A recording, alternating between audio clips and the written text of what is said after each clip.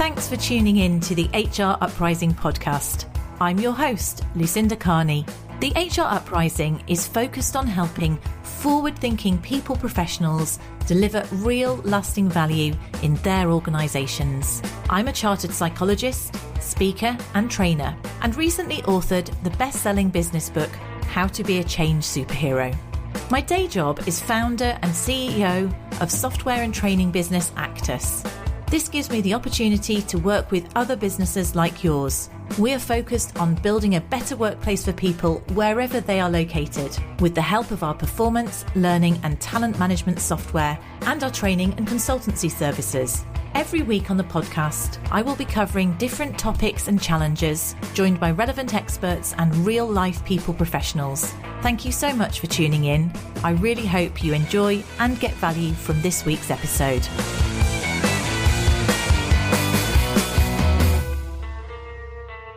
Hello and welcome to this week's HR Uprising podcast. And well, I think this is a first for the podcast.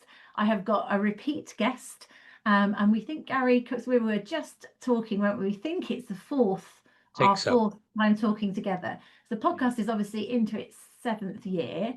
And Gary, you came on originally, well, this is your 4th book that we're going to talk about today. Sorry, 3rd book that we're going to talk about today, but we had you on before you wrote your 1st book. And for those of you who don't know, Gary is a leading expert in design of leadership development. He runs a successful business, Epic, and it's all about work performance. So your previous books, Gary, were on hybrid, weren't they? Making hybrid working work, HR for hybrid working. And now we're going to talk about the squeezed middle. And I think this is a really interesting angle, middle managers. I remember when I was a middle manager and I was in an organisation, I was thinking our job was to be a buffer. Almost, because you've got to buffer the stuff from the top and translate it into something that's not demotivational, and equally you've got to buffer the stuff from the bottom and upwards, and that was 25 years ago. So interested very much in this topic. So over to you. Do say hello and tell us how you're inspired to talk about this topic. Okay, thanks, Lucinda. It's really nice to be back, and I hadn't realised until we started talking that it was my 4th appearance. It's becoming an annual tradition, perhaps. So perhaps we think about this time next year what we can do. But it's lovely to be back, and I'm talking a lot today about my upcoming book, The Squeezed Middle, which comes out in February 2026.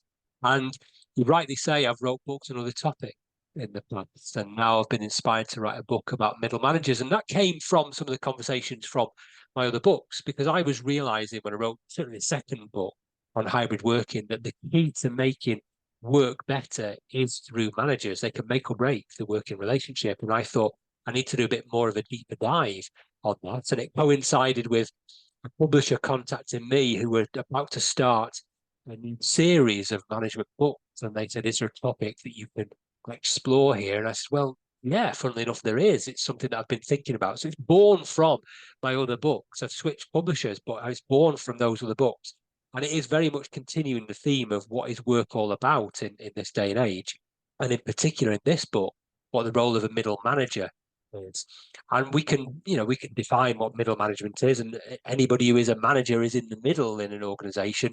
But then there are managers and there are senior managers and there are middle managers and junior managers. And in some organizations, those labels don't matter. They're just managers. But you're in the middle and you are buffeted, as you rightly say, by these different competing forces.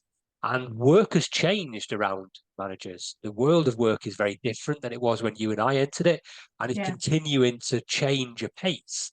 And I needed to reflect on that and talk about what the unique role of a middle manager is, what the reality is, what forces they're trying to navigate and what barriers might get in the way, and give some advice to organizations and managers on how to navigate those things. So that's what this book's all about. Yeah, I mean, and you've got lots of sort of terms, but I particularly like your term, the magnificent middle. I think sometimes it's one of the hardest jobs, so actually bigging it up a bit isn't such a bad thing. You also talk about middle managers as unsung heroes. I mean, do you want to talk a bit more about that sort of tone about management? Yes. And the phrase, the magnificent middle, is not one of my making. It appears several times in the book, but it came from some of the research that I did. Somebody gave me that quote and said that I should use it. By that point, I was a bit disheartened because I'd already agreed the title for the book, and I thought that would be a better title for it. But the squeeze middle accurately describes the way that many managers feel in organizations. But the magnificent middle talks to how I think they are the value zone in organizations, where strategy becomes reality, where plans become real. But the problem with being in the middle is that it's a very misunderstood and often quite intangible role. And you and I have both been middle managers and both experienced this, that Yeah. a lot of the work you do is invisible. You're translating, you're buffering, you're sense making, you're using all your emotional range, and there's some tension, some of it implied, some of it explicit, because you're accountable without the authority. You have the ability and requirement to manage up, manage down, and manage across the organization, and to deliver things that aren't necessarily tangibly measurable in the way that the frontline stuff might be, or senior leaders stuff might be, in preventing conflict, in clarifying messages, in interpreting culture, in keeping people motivated. These aren't things that are very easily measurable, and therefore lots of middle managers are facing cuts by organizations, facing organizations trying to save money, and they're an easy target.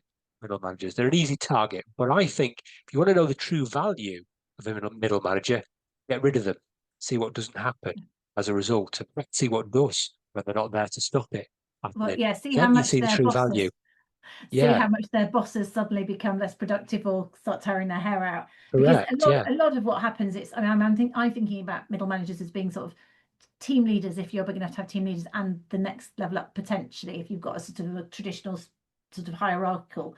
But yeah, certainly it's quite hands-on. You're bringing in the new starters, you're coaching people to perform. You've not necessarily got people who are self-starters yet, are fully formed as yeah. employees.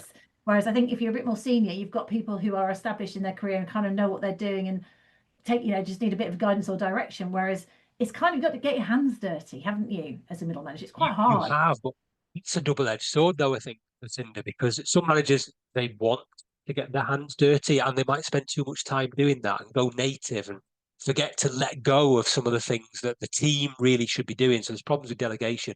But you are also right that many management roles do require some of that. You can't completely let go of that. But it is a very fine line for managers to straddle and one that many struggle with.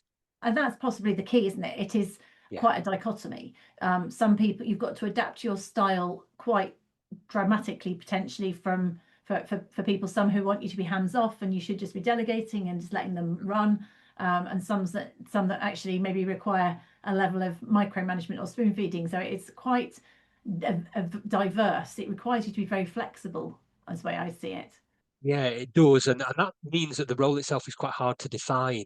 Because even just in this conversation now, we've not really honed in on what a middle manager is, or even what Mm, a manager is, because it's very contextual, very different in each organization, and therefore you can't say to anybody, "This is what a middle manager role is all about," or even what this is what a manager role is all about, because you don't necessarily have the same points of comparison across organizations. It's easy to say this is what a chief executive does. It's easy to say what this is what an HR director does, but the rest of it, management, middle management, it's very nebulous, and therefore people don't know what they should aspire to or what good yeah. looks like. And did you get to a point of a definition? Have you, having written a book on this topic, would you have a definition that you put out there? I did, but it changed as I wrote the book. I started out very much trying to look at what I thought middle management was. And my view at the start of the book, what middle management is that somebody in that role is not an executive. So they're not on the top team, and nor are they on the front line, but nor are they managing people on the front line. So they're at least two levels up. And that's what I thought a middle manager is. But then as I did my research and I looked at all the different arguments and evidence for it, I realized that managers everywhere are in the middle. Whether they're described as a middle manager doesn't really matter because they are in the middle of the organization if you are a manager. And so a lot of what I did in the later parts of the book speak to management in general rather than middle management. And I didn't really feel it was a helpful distinction to try and separate the two. If anybody who's in the middle in an organization, which is almost all managers. It's interesting you take it, because I certainly, um I perceived it like that. I'd referenced it might be a team leader, and it might be the level above in my head, because I see, and I think it's because I see that's where you perhaps have some of the least control, but the most pressure, which is why it's so tricky, and also yet some of the most influence. Because actually, if you think about engagement, employee engagement, or why people leave organisations, it will generally be how you react, or the reaction that you have with the person who's your direct manager, and that for me is the middle manager. It's someone who actually really manages you quite hands-on, so you're not as free maybe, and if they do a great job, then you're highly engaged, they're getting the best out of you. If you're doing less good job, then it's quite a high impact on engagement. So I kind of feel it's there, but again, it is a bit nebulous, because it depends on the structure of your organization. Of course it does. Of course it does. Yeah, it does. But it's a role that most organizations don't see the value of, because it is hidden. But like you hint at, they enable sense making in organizations, translating the abstract strategy into practical action, and detecting problems because of the strength of their network. As a manager, wherever you are in the structure, you're close to people, to operations, to your peer groups across the organization, and you perhaps embody culture more strongly than any other tier in the organization. Therefore, a manager's behavior really shapes the experience of employees, of senior leaders, of customers, because of the range, because of the reach that they've got. So it's a really valuable role. And I suppose that is an interesting angle, isn't it? Because often it's kind of perceived that culture is set from the top, or leadership. But again, what you're really saying there, the way in which your line manager basically operates from day to day will be the biggest sort of implication of the culture. It's basically they setting the culture by just the way they are.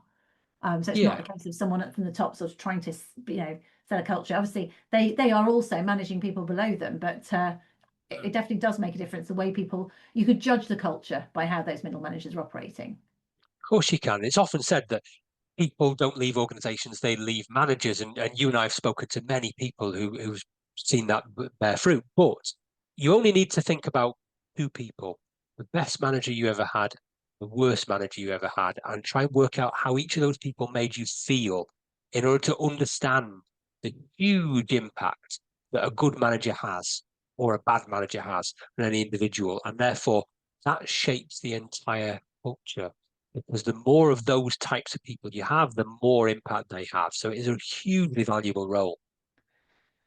Definitely, I really agree. One thing I'm interested, because obviously you've written your books over the sort of last 5 or 6 years, since we have been through huge amounts of transition. You've written lots on hybrid working.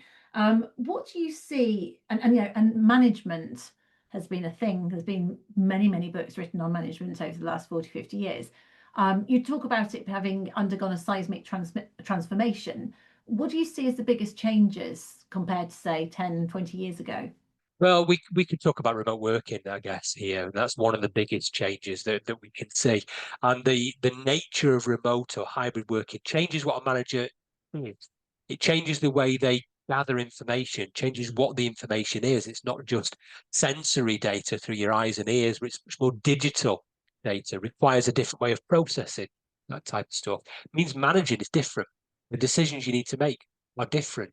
The way you gather information synchronously and asynchronously is different than it ever was too. The way you provide updates to your team, the way the team work with each other and work with you has got to be different as well. So it's a very different role profile being a manager of a remote or a hybrid team than it ever was face to face. And some people are lucky, they've been able to adapt and learn stuff. Many managers who I speak to really struggling with the change. And another big change in recent years has been the greater focus on the individual, I think. Partly through COVID, when well-being came much more to the fore, although that was a trend that was already in place and COVID just accelerated that. But the need to individualize and personalize the employee experience. People have now got much more awareness of what they want work to be and how they want work to be. They've got much more understanding of what good work is and what a good manager is. And they've got much more ability to raise their voice in organizations, to speak out about negative cultures. And that means that the manager, as much as possible, needs to tune into what individuals need and avoid treating everybody the same. Now, for some managers, that's much easier than others, but it's a need nonetheless. We have to personalize the employee relationship because we've got so used to working when, where, and how they want to. They are reluctant to go back to a more collective experience. They don't want to be treated the same as everybody else. They want to be seen as special, unique.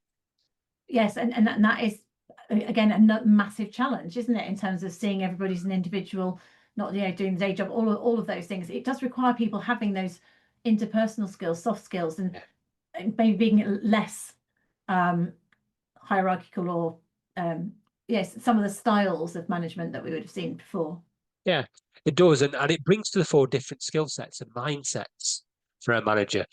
It isn't just about following procedure anymore. It isn't just about managing processes. There's more to it than that. You're managing human beings, you're managing individuals, but you're also using your influence and persuasiveness in different ways too. Managers in the middle of organizations have to have lateral influence now, much more than they ever would just controlling the people underneath them, but they've got to operate across the organization. They've got to adapt. They've got to change because change comes at organizations very fast now. So managers have got to be able to unlearn and relearn skills and help other people in the organization to do that, as well as making sense of what's happening in the wider world. Being a middle manager or being a manager in the middle is very, very challenging, but ultimately can be very rewarding as well if done right.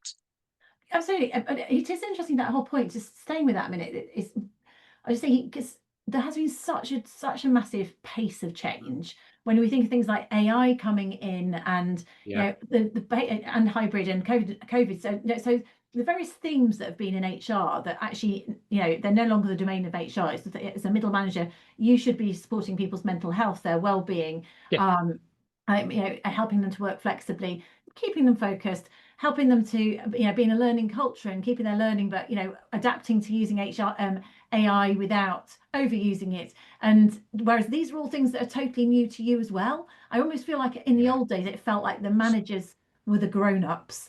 And I know that's a kind of nonsense. In fairness, I remember that's one of the things I realized in an organization, when you suddenly realize you've actually made it, when you look up and go, oh, actually they're also making the best of it as much as we are.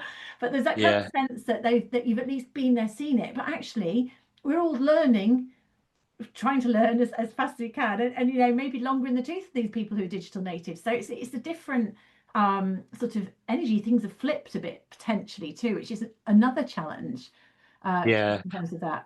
I see your point, and you're right, and I explore similar things in the book as well about AI and how that's changing what a manager does. And I always say that being a manager, it's never important to have all the right answers. It's more important to have all the right questions. And that's the stuff I do through my coaching work is all about helping managers to do that. Managers need to see themselves as champions of learning, champions of growth, and therefore not to expect the team to be instantly capable of dealing with change or new skills, or for themselves to be instantly capable of doing that, but to role model what a good friend of mine, Ed Monk, calls learnership, and to lead by example in experimenting, trying new things out, talking about what works and what doesn't, to deal with the emotional implications of new skills and changes and help the team navigate all the uncertainties that come with change and new things in organizations, and to give people the right support for trying new things out. That's what the role of a manager needs to be, a champion of learning. Otherwise, these things will pass people by, and very soon AI will take over roles and they won't have a job anymore. And with that is that master of learning is, there must come with it a humility, the fact that actually you could be managing somebody who might have the answers more than you have. I mean, and again, to a certain extent, you could argue this has always been true, but never more than now. Maybe in terms of the fact someone, they might actually be able to get their heads around how to use something or do something differently because of the technology. So just being open-minded about learning, and you don't have to be the expert. So that does make you more of this coach role, doesn't it? How do we solve this? The collaborator. How do we solve this together type thing?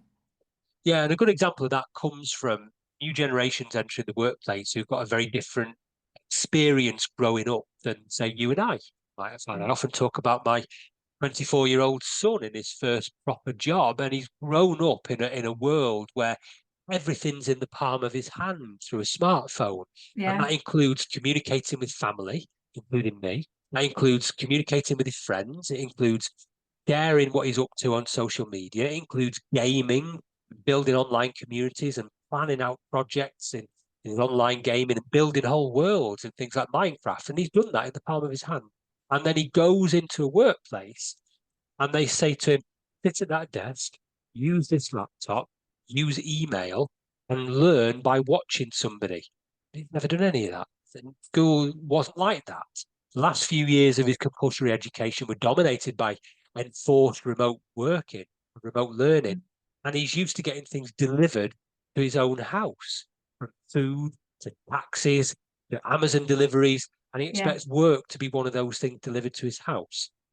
I don't think he's wrong, but nor is he entirely right either. And that means that in organizations, we have to meet these people halfway. And managers are the ones who need to do that.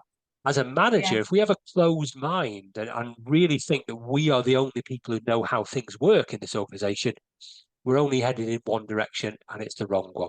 But if we do harness what these people bring to organizations, the different perspectives, and help them to help us learn on the right direction.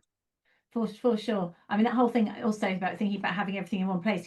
What they don't have, or we don't either have, though, is this sort of ability to segment or compartmentalize, though, either. Because do you remember the days not that long ago? Oh, sorry, I didn't pick up your call. It was on my work mobile, and you had your home mobile. But which there's definite advantages to have everything in one place and being flexible. But equally, what you've therefore got to do to support people in that, and as a manager, is be able to segment and switch your brain off one thing and onto another. So it's all so interlinked. And that's where you get the stress and stuff, isn't it? You do, and that in itself, again, brings to the fore certain things managers now in the middle need to do much more of that they maybe never needed to in the past. It's what I call invisible work. Things like quietly resolving conflict and tensions because of some of the things that you've mentioned there, looking for problems before they bubble up to the surface because of the things you've mentioned there, shielding both teams and individuals from some of those pressures and giving them those guardrails within which they can feel safe and have some autonomy, but know that this is how we work, this is what we do, and beyond this, no. So managers need to be in charge of that kind of stuff too. Yeah, completely. So in your book, you've got lots of case studies, and some anonymous, etc., etc. Could you kind of, it doesn't matter, you don't need to name any of them, but could you maybe share one or two examples that particularly jumped out at you that brought this to life or you particularly enjoyed? Yeah, and some of the ones that are anonymous because the person who I was talking to might have been a little bit critical of their organization and its approach to dealing with managers, and they didn't feel comfortable being named on that. And that's fine, I get that. Therefore, some of the ones that are named are the opposite. These are the ones that are doing fantastic stuff and wanted that platform to showcase some of that. And there are plenty of those in the book. Some of the better ones are the organizations that prepare managers for managing before they become managers. And there's lots of good examples. I won't name just one because there's many and it's unfair to pick out one. But the better examples do that. The better examples are those that identify management as not a waypoint on your journey or a milestone on your career journey, but as a destination in itself for many people, and give people a greater understanding of what it means to be a manager so that they can work out for themselves whether it's the right move for them.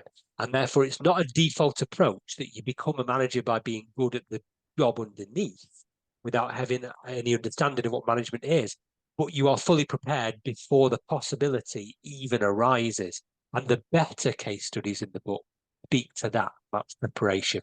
And that's interesting because that almost loops around to a point that went through my head when we were talking at the start, and actually is maybe a good place to kind of loop back, close down on, really, is that it is interesting. You're saying it's a really hard job.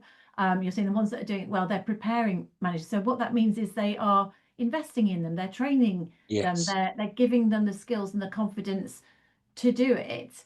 Yet there's still, for as long as I've been in L&D, and that's a long time, so it's the minority of organisations. And I know you do need lots of on-the-job learning, you do learn on the job, but how are we giving people the support to learn to be a good manager in that role. And maybe that's something in terms of your tips. So any really good things those organisations are doing to prepare people for the role, to educate them, to train them. Any things there that you got out of your case studies? Yes, well, doing something is better than doing nothing. But there's a range of things you can do when you say do something, but doing something is better than doing nothing. Those that prepare people before they become managers, very, very good tip, as I mentioned. Those who explicitly define the role profile and expectations of what a manager in the middle or a middle manager needs to be. Not functionally, not what meetings do you go to or what decisions do you have to make, but the general lateral expectations of the relationship work, the sense making, the cultural alignment that needs doing, the quiet work behind the scenes that you need to do, the level of emotional intelligence, and give people development targeted towards those things, which is unique to a middle manager position, are going to do better than any others. Those that have a wider range of development opportunities for managers as well, and create a community of practice where managers can share what's going on for them and learn from their peers, also very, very good. Those who get managers involved in cross-organisational initiatives as well are also doing very well in the case studies in my book. But anything is better than nothing. And it's the organisations who don't invest in their managers who are the ones who are really struggling, who end up then cutting managers because they see them as not being contributing to the organisation. Well, that's understandable because they've not prepared them, they've not helped them. You can't expect people to just swim when you throw them in the water for the first time. You've got to show them how to swim. You've got to give them the swim aids. So if you throw somebody in the water for the first time and they drown, that's on you, not on them. And that means organisations have got to do something to make their managers, to help their managers become managers rather than just somebody who is the best person in the team. And I think that's do something of that.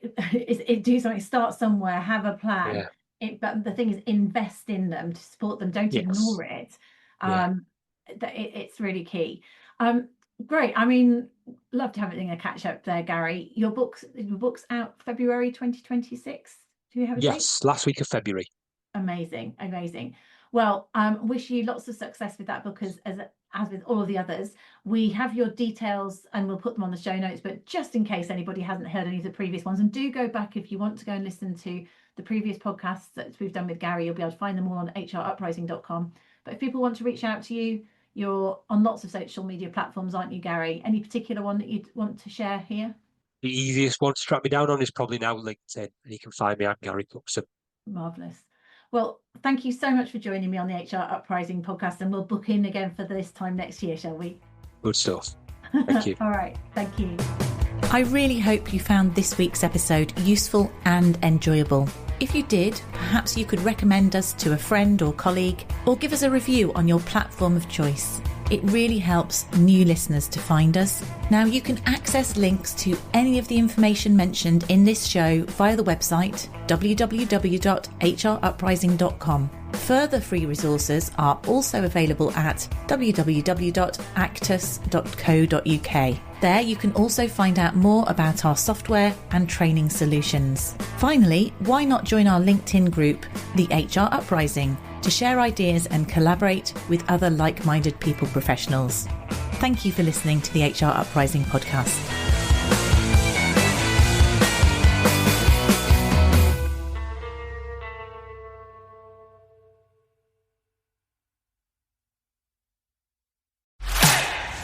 This episode was brought to you by Disruptive Media, helping bold entrepreneurs stand out through podcasting, video, and social content. Visit disruptivemedia.co.uk to learn more.